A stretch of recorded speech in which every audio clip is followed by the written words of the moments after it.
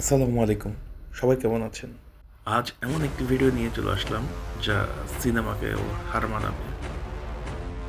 লাল পাগলা এত বিখ্যাত একটা ষাঁড় হওয়া সত্ত্বেও তাকে প্রতিনিয়ত ট্রলের শিকার হতে হয়েছিল।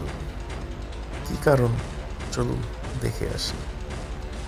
সর্বপ্রথম আমরা দেখছি সেলাই মেশিনের সাথে লাল পাগলার যে খেলাটা হয়েছিল, অনেক জমজমাট খেলার পরও লাল পাগলা হেরে যায়। এর পরবর্তী নিউ শুটারের সাথে লাল পাগলার যে খেলাটি হয়েছে, দুর্ভাগ্যবশত এই ম্যাচটিতেও লাল পাগলা হেরে যায়। আর সর্বশেষ বিছালি মাঠে লাল বাহাদুরের সাথে লাল পাগলা না খেলেই পালায়। আসলে এরপর থেকেই শুরু হয়েছে যে লাল পাগলা শেষ।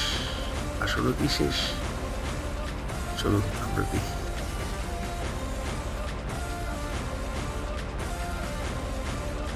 লাল পাগলার প্রতি সবার কনফিডেন্স না থাকলেও তার মালিক কিন্তু তার উপর ঠিকই কনফিডেন্স রেখেছিল।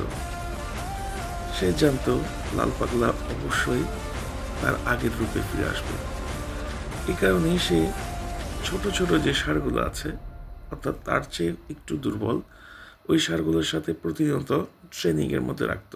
আপনারা দেখছেন ট্রেনিংয়ের একটি অংশ।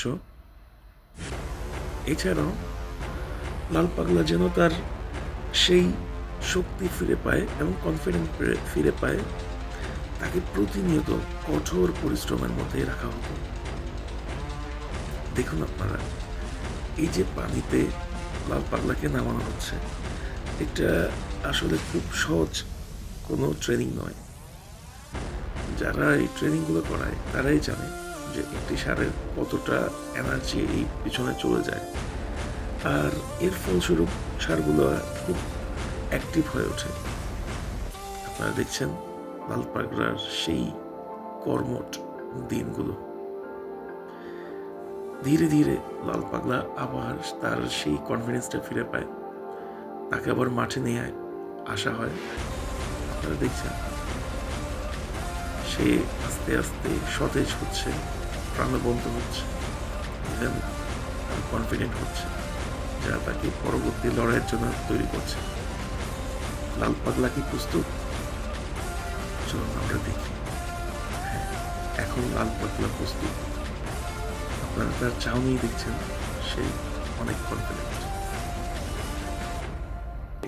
কংগ্রেচুলেশন লাল পাগলা। আসলে পরিশ্রম করলে সফলতা আসবেই। আপনার যদি আমার ভিডিওটা ভালো লাগে অবশ্যই লাইক করবেন, কমেন্ট করবেন, শেয়ার করবেন। ধন্যবাদ সবাইকে। আসসালামু আলাইকুম।